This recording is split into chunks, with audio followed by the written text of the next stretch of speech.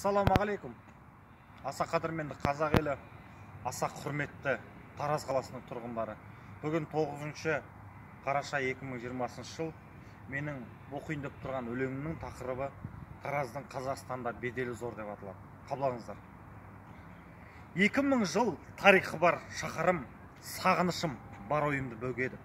Жаркенттік болғанымен Тараз деп, Шерхан ақын сізге жырын төгеді. Қиын күндер ер қазағын көмектесіп, өзге ұлттар жамбыл жерін паналады. Тараздың Қазақстанда беделі зор, асқан мықты таза қала саналады. Әбдіқадыр мешіті, Қали Жүніс тек тұрмасы көркіменен таңдандырар. Айша бибі Қарахан кесенесі елімізді сәулетімен жандандырар.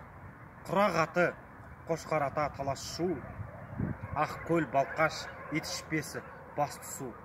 Аспарамен толығады өзені, Ақсу теріс арыстанды ас су.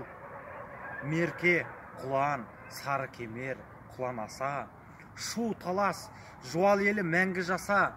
Сары сумен Мойынқұмның тұрғындары, Таразымды жырлау маған құрмет аса. Рахмет.